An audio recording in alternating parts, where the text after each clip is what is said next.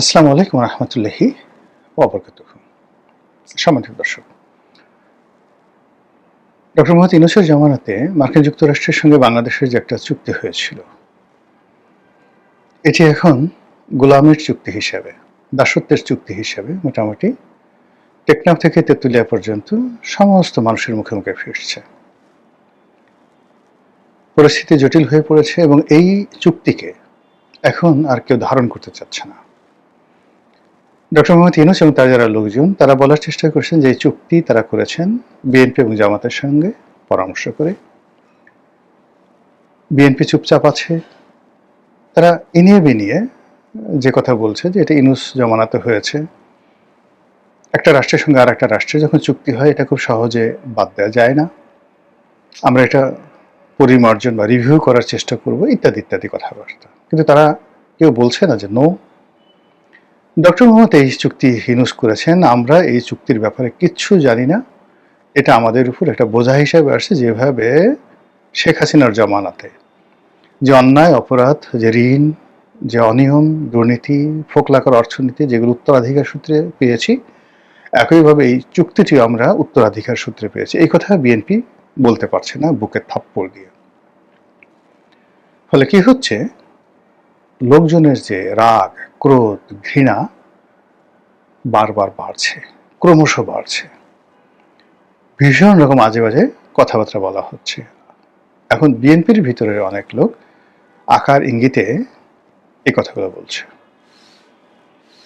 যেমন বিএনপির একজন নামকরা সংসদ সদস্য, তিনি আসলে ডক্টর মোহাম্মদ ইউনূসকে ইন্ডিকেট করে বলেছেন যে মীর জাফরের সঙ্গে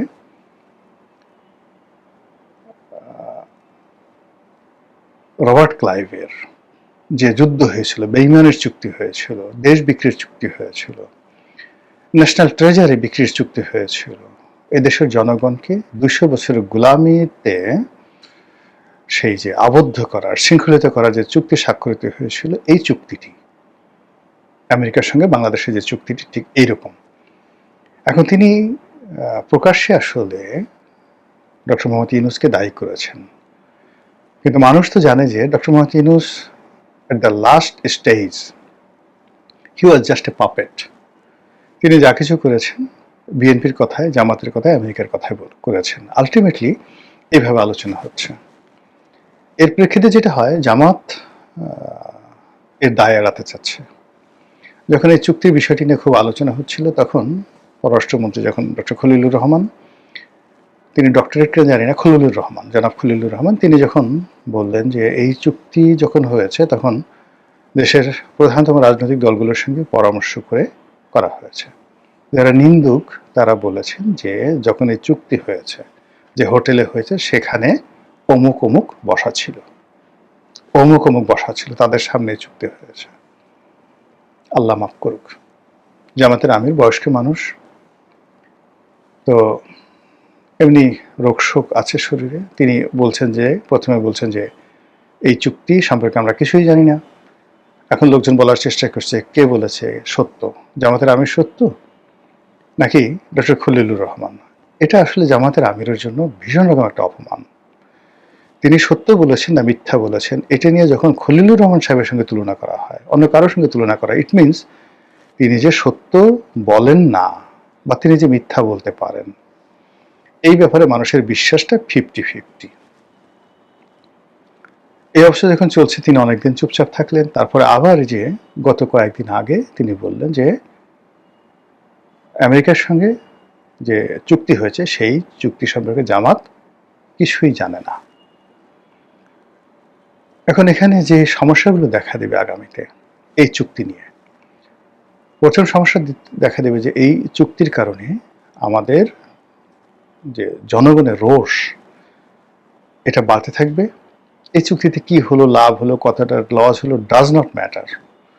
প্রথম হলো এটা একটা গোলামের চুক্তি, আমেরিকার সাথে হয়েছে, বিএনপি করেছে, জামাত করেছে, ইউনূস করেছে, সব খারাপ। এই হলো আমাদের দেশের একটা নর্মাল, যাকে বলা হয় মানুষের অস্থিরতা, এবং মানুষ এরকমই। এখানে মানুষ হজরত ঘোড়া শাহের মাজার জিয়ারত করে, এটা নিয়ে দেলোয়ার হোসেন সাইদের একটা বিখ্যাত গল্প আছে।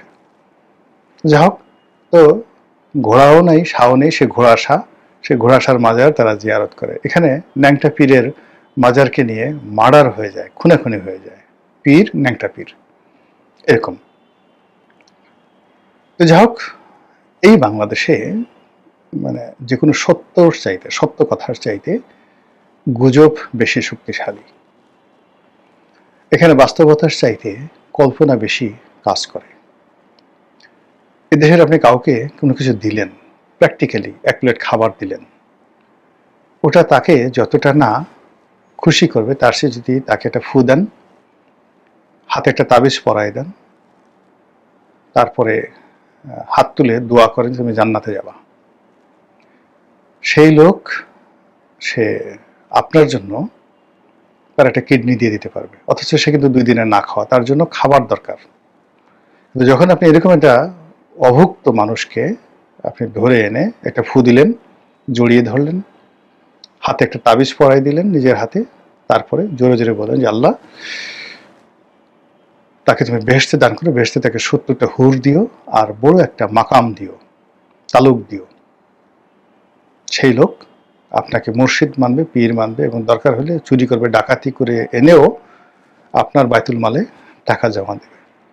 এই হলো আমাদের দেশের মানুষের ইলিউশন। তো সেই ইলিউশনের যে জায়গাটি, কল্পনার যে জায়গাটি, সেটিতে এখন মার্কিন যুক্তরাষ্ট্রের সাথে একটা গোলামি চুক্তি হয়েছে। এটা নিয়ে চায়ের দোকান থেকে শুরু করে সব মানুষ, মানে যে সকল কথাবার্তা, এখন থেকে সরাসরি শুয়ারের মাংস আসবে, সবাইকে খাবারের মধ্যে শুয়ারের মাংস ঢুকে পড়বে, এইরকম গুজব একটার পর একটা গুজব চায়ের দোকানে ছড়িয়ে পড়ছে। বলবো যে এই আমেরিকা এত খারাপ, সে তোমার এই চায়ের মধ্যে ঢুকাই দিচ্ছে, চিনির মধ্যে ঢুকাই দিচ্ছে, দুধের মধ্যে এই হারাম জিনিস ঢুকিয়ে দিচ্ছে, এবং এটার কারণে আপনি একটা যুদ্ধ হয়েছে আমাদের দেশে, সিপাহী বিদ্রোহ 1857 সনে। কি ইংল্যান্ড একটা নতুন যাকে বলে রাইফেল আবিষ্কার করেছে, সেই রাইফেলের যে কার্টুজ মানে গুলি, সেই গুলি ভরার আগে ওটা মুখে কামড় দিয়ে ওই গুলিটার খোসাটা ছাড়াতে হতো। কে বা কারা গুজব ছড়িয়ে দিল যে এটার মধ্যে শুয়োর এবং গরুর চর্বি দেওয়া আছে, এটা মুখে দিলে মুসলমানদের ঈমান নষ্ট হবে এবং হিন্দুদেরও জাত যাবে। আর যাই কোথায়, ব্রিটিশ আর্মিতে যে সকল হিন্দু এবং মুসলমান সৈন্যবাহিনী ছিল তারা বিদ্রোহ করে বসলো। সে কি বিদ্রোহ! সেই বিদ্রোহ যদি আপনি পড়তে চান তাহলে খুশবন্ত সিং এর যে দিল্লি উপন্যাস, সেই উপন্যাসটা আপনি পড়লে বুঝতে পারবেন যে কত বৃহৎ ছিল সেই বিদ্রোহ। তো এই হলো আমাদের দেশের, মানে পুরো সাবকন্টিনেন্টের মানুষ গুজবের পিছনে কিভাবে ঘুরে, এবং সেই গুজবটা শুরু হয়ে গেছে এখন মার্কিন যুক্তরাষ্ট্রের সঙ্গে আমাদের যে চুক্তি, সেই চুক্তিকে কেন্দ্র করে। এই চুক্তি নিয়ে এখন কোনো রকম না, এই চুক্তি ধারণ করে বিএনপি এগোতে পারবে না, আর এই চুক্তি ধারণ না করে বিএনপি ক্ষমতায় থাকতে পারবে না। এই চুক্তি নিয়েও বিএনপি জনগণের রোষানলে পড়বে, আর এই চুক্তি বাদ দিলে আমেরিকার রোষানলে পড়বে। আর অন্যদিকে জামাত is going to lost everything. বিএনপির জামাতও সবকিছু হারাতে যাচ্ছে। কি জন্য হারাতে যাচ্ছে? জামাত যদি সত্যিকার অর্থে এই চুক্তি সম্পর্কে কোনো কিছু না জানে, তাহলে এই যে এখন সে যে দায় নিচ্ছে না বা চুক্তির ব্যাপারে অ্যাভয়েড করছে, এটা আমেরিকা রোষানলে তারা পড়বে, এবং তাদের এই যে কানেক্টিভিটি অ্যান্ড চ্যানেল যা কিছু আছে আমেরিকার সঙ্গে, সব কিছু বন্ধ হয়ে যাবে। এটা গেল এক। 2 নম্বর হলো যে যদি এই চুক্তির সঙ্গে জামাতের সম্পৃক্ততা থাকে, তাহলে এই যে তাদের এই আনপ্রেডিক্টেবল কথাবার্তার জন্য যদি খলিলুর রহমান সাহেব মুখ খোলেন, সেটা এক ধরনের বিপদ ডেকে নিয়ে আসবে। যদি বিএনপি মুখ খুলে আরেক ধরনের বিপদ ডেকে নিয়ে আসবে। যদি আমেরিকা যে কাজটা করে, সিআইএ এবং পেন্টাগন, তারা সময় মতো ডকুমেন্টগুলো ফাঁস করে দেয়, সেই যে দেখেন উইকিলিজ বলেন বা অন্য যে সকল ফুটেজ বলেন, সাম্প্রতিক সময় আপনি দেখেন কাতার না, সাম্প্রতিক সময় যেটা এলো সংযুক্ত আরব আমিরাত, দুবাই এবং সৌদি আরব একটু এদিক ওদিক করছে ইরানের এই বিষয়গুলো নিয়ে। এই জন্য এই দুটো রাষ্ট্রকে পুরো রীতিমতো ব্যর্থ রাষ্ট্র প্রমাণ করার জন্য আমেরিকা তাদের যে ডকুমেন্ট, সেগুলো তারা প্রমাণ পত্রগুলো তারা ছেড়ে দিয়েছে ইন্টারনেটে। সেখানে দেখা যাচ্ছে যে এই যে ইরানের উপর যে বিমান হামলা হয়েছে, সেই বিমান হামলায় সৌদি আরব অংশগ্রহণ করেছে, এবং সেই বিমান হামলায় দুবাই অংশগ্রহণ করেছে। ফলে এটা নিয়ে পুরো মধ্যপ্রাচ্যের যে মানচিত্র পাল্টে যাওয়ার সম্ভাবনা তৈরি হয়েছে। ওখানে যে যুদ্ধ চলছে, ওখানে যে কূটনীতি চলছে, যা কিছু চলছে সব কিছু। তো আমেরিকা হয় কি, যখন কোনো একটা জায়গা ছেড়ে আসে, এটা অনেকটা আমাদের সে গ্রামের কিছু মানুষের মতো, যে আমরা তো খেতে পারবো না, তোকেও খেতে দেবো না। এক ডেক্সি সেই পোলাও কোরমার মধ্যে দেখা গেল একেবারে নিজে কাপড় উঠিয়ে হেগে দিয়ে আসবে।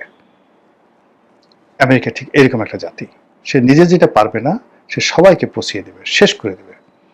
সেই ঘটনা তারা কম্বোডিয়াতে করেছে, সেই ঘটনা তারা ভিয়েতনামে করেছে, সেই ঘটনা তারা মায়ানমারে করেছে, সেই ঘটনা বাংলাদেশের মুক্তিযুদ্ধ তারা করেছে। It's a country. তো এই কান্ট্রির খপ্পরে যদি জামাত বিএনপি পড়ে থাকে, তারা এই চুক্তির ব্যাপারে আজীবন, মানে দেশ জাতিকে শৃঙ্খলিত করা তো পরের ব্যাপার, বিএনপি এবং জামাতকে আগে নিজের হাতে নিজেরা হ্যান্ডকাপ পরিয়ে, পায়ে ডান্ডা বেড়ি পরিয়ে, তারপর আমেরিকার রাষ্ট্রদূতের কাছে গিয়ে আত্মসমর্পণ করতে হবে। হুজুর, আমাকে মাফ করে দিন, এ সব আপনার, আপনি যাহা বলিবেন তাহাই হইবে। একই ঘটনা ইরাকে ঘটেছিল, একই ঘটনা লিবিয়াতে ঘটেছিল, একই ঘটনা সিরিয়াতে ঘটেছিল। তো কাজে এই ইতিহাসগুলো আমাদের এখানে আবার সামনে চলে আসছে। এবং এই যে 18 কোটি মানুষের দেশ, এই দেশের মধ্যে এই যে একটা চুক্তি নিয়ে যে বিভ্রান্তি তৈরি হয়েছে, যে দেশে মনে করেন যে জিন তাহানোর জন্য সেই বিরাট মজমা বসে, যে দেশে গোকরা সাপের খেলা দেখার জন্য হাজার হাজার মানুষ দাঁড়িয়ে থাকে, যে দেশের মানুষ হাটবাজার গ্রামে যাবেন, বড় বাজার বসছে, আপনি কিছুক্ষণ আগে যে জায়গায় প্রস্রাব করে গেলেন, ঠিক এরকম 10 জন লোক আপনাকে, আপনি দাঁড়িয়ে দাঁড়িয়ে প্রস্রাব করতেছেন, আপনাকে দেখে পাশে আরো 10 জন লোক তার হঠাৎ করে প্রস্রাব চেপে বসবে, এবং সে ওখানে আপনার পাশে লাইন দিয়ে একসাথে দাঁড়িয়ে দাঁড়িয়ে পেশাব করবে। আমাদের দেশের মানুষ, এই দেশের মানুষের যদি কাশি পায়, একসাথে 100 লোকের কাশি পায়। এই দেশের মানুষের যদি হাসি পায়, 100 লোকের একসাথে হাসি পাবে। এই দেশের মানুষের যদি কান্না পায়, লক্ষ লক্ষ মানুষ একসাথে কাঁদবে।